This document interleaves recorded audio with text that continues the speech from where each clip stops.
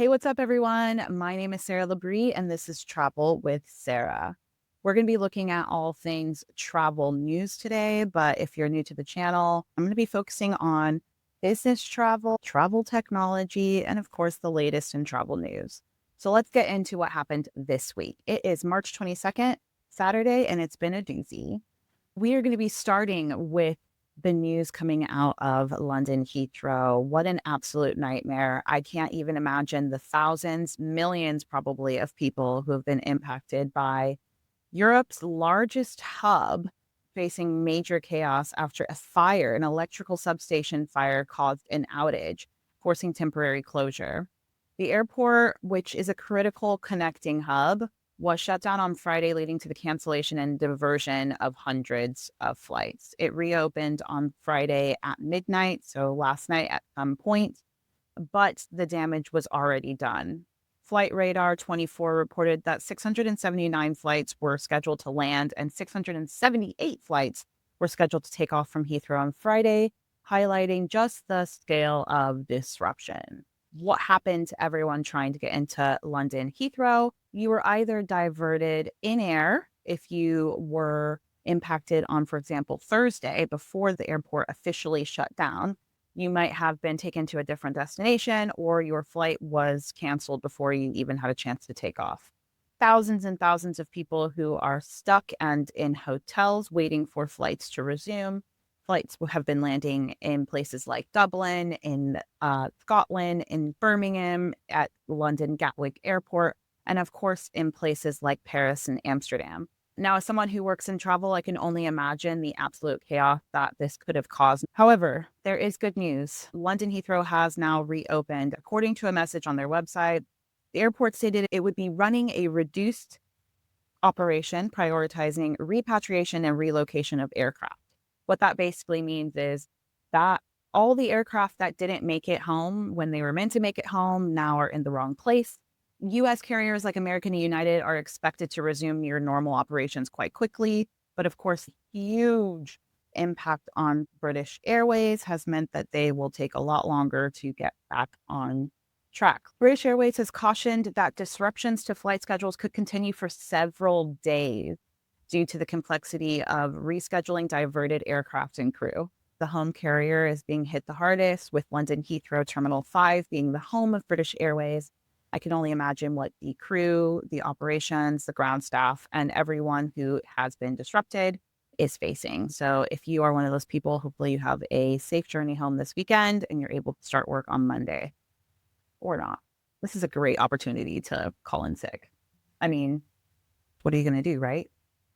Anyway, the next sort of main topic in travel news this week has been that you probably are pretty grateful to get yourself on a plane at this point. But when you do so, you might find that the fit is a little snug.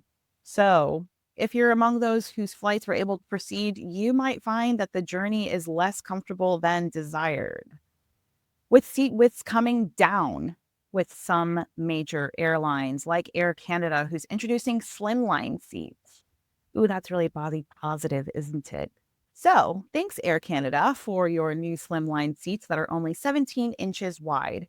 This shrinking personal space comes despite predictions that traveler bookings are meant to increase. So you've got more people in the air, you've got lots of different operation disruptions this week, and meanwhile, you have a smaller seat to sit in. 17 inches, just over a foot wide. If you've got hips, if you've got curves, if you've got any extra baggage in all the right places, you might want to avoid flying with companies like Air Canada and others, where you've got 17 inches for the width of the seat and about 31 inches between the back of your seats and the front of the person's seat in front of you. So you pretty much have to learn how to maneuver within a sardine can in order to board aircraft nowadays. And you get a really nice dose of fat shaming whilst you're there. Despite the fact that airline seats are going to be only big enough to house a small child or teenager, You would probably be surprised to hear AAA is projecting a record-breaking holiday travel season, anticipating that 119.3 million people in the United States will travel 50 miles or more away from home. This figure narrowly surpasses the high in 2019 and represents a 3 million increase compared to last year. The vast majority, around 107 million people, are expected to travel by car, just shy of the 2019 record and up by 2.5 million last year. So if you're going to be on the roads in the US on your road trip, so are an additional 2.5 million people. Air travel is also expected to hit a record high with 7.8 million travelers getting on aircraft, exceeding last year's 7.5 million travelers. While popular domestic destinations, warm weather destinations like Orlando, Miami, Los Angeles is, expected to be at the top of the list as usual. We also have London as among the top international destinations. Let's hope that they figured out what happened with that electrical fire and we don't see that again for the summertime, when, of course, London is going to be swarming with international tourists. But in other news, the Department of Defense has implemented a 30-day freeze on non-essential travel for its civilian employees.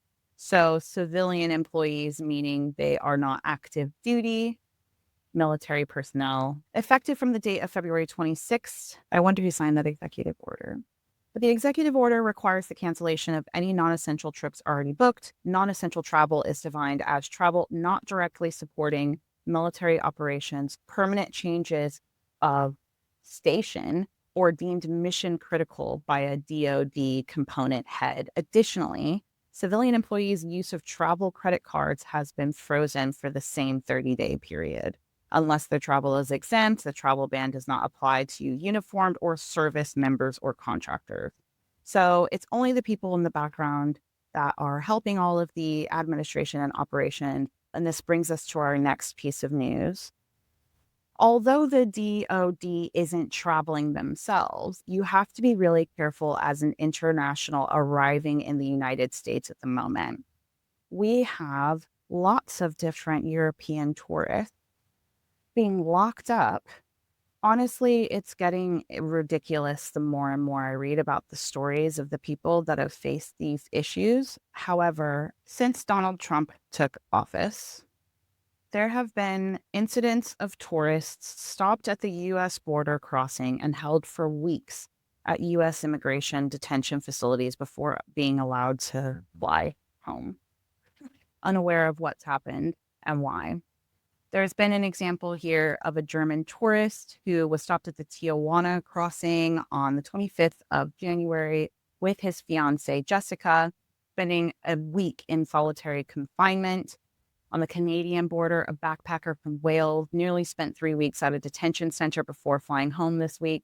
A Canadian woman on work visa detained in Tijuana spent 12 days in detention before returning home last weekend. All of these people say it was never made clear why they were taken into custody, even after they offered to go home voluntarily. The director of American Friends Service Committee, a nonprofit that aids migrants, said the 22 years he's worked on the border, he's never seen travelers from Western Europe and Canada, longtime U.S. allies, locked up like this. It's unusual to see these cases so close together, he says. And the rationale for detaining these people doesn't make any sense. It doesn't justify the abhorrent treatment and the condition that they endured. The only reason I see is there's a much more fervent anti-immigrant atmosphere. So if you're traveling to the US, it's needless to say, you need to double, triple, quadruple check your entry requirements. Please look at all of the details before you fly. It is not easy to get into the US. Never was, but it's starting to feel a little bit weird. And I'm even getting worried about traveling to the US with my British boyfriend. So let's see how that goes. And on to our last piece of news. I've never been one to use a travel agent or travel advisor, but Expedia has TAAP. Expedia TAAP is basically where people can sell Expedia products and they can provide advice and become basically a personal travel agent for you. And they've done some research to show that actually people are utilizing this expertise more and more. It's not enough to go away and figure out your own holiday. So, travel agents have given some feedback from their surveys to say that people are using them for some core reasons. The majority, 53%, are saying that they're using these agents for their expertise. It could be something as simple as, do I have enough time to change at my layover airport? Or am I going to be required to have a visa if I'm transferring through the US? There's various different things that you can get considered for you. And then it could be even something as specific as, you have travel agents who are specific for Disney. They will tell you exactly how to have the best restaurant experiences because it doesn't just end with your accommodation and your flight and your car rental. They will give you all of the things that you need in order to have an enjoyable experience, which brings us to the next thing. It was 42% of people saying that they prefer to save the time. I spend hours, usually in the middle of the night, looking at various different things that I want to do, book, see in the destination that I'm going to. And actually, I find it's really interesting, but there's always some sort of oversight.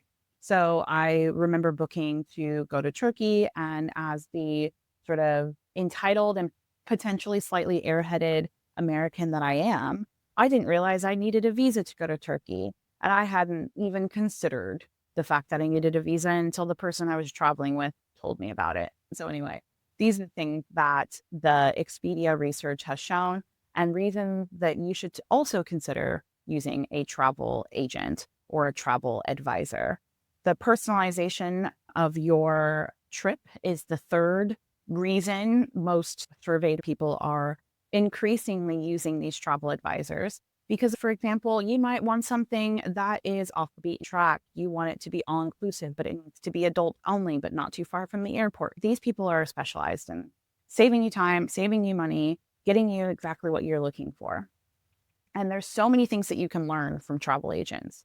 I personally have never used a travel agent for my leisure trips, but this report has me thinking I might start doing that. I've only ever used a travel agent for corporate travel, for work. And when I travel for work, the travel agent, I've learned so much from being in the travel world. They are constantly aware of what's happening in the world, whether it's weather disruption, whether it's geopolitical.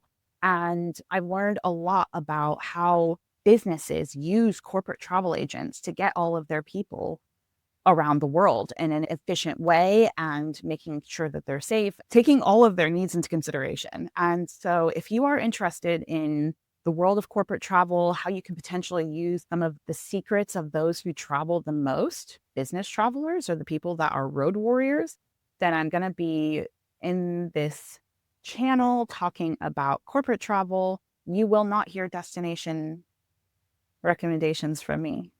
Do you want to know why? Because not everyone has the same taste. A lot of people also travel for business. So what I'm going to be talking about is how you can use all of the cool things that happens within corporate travel management companies, within corporate travel agencies, within road warrior corporations that do various different things to make that experience more efficient, pleasurable, all the hacks that are associated with it, and also the technology behind it, because we are travel technology geek. I know I am. Today's installment saw the closing of Heathrow, the shrinking of the seats in your aircraft, a travel ban, AA, AAA, seeing an uptick in travel projections. We are really struggling to help our European visitors get into the US without being detained. And finally, our travel agents and travel advisors of the world are seeing an uptick in their service. So that's a roundup from today's session of travel news with me, Sarah. And this has been Travel with Sarah. So if you like it, you're interested and intrigued as to where this is going, then I'd love to see you stick around. That's all from me. Travel safe, stay cool, chase the vibes, and I'll see you next time.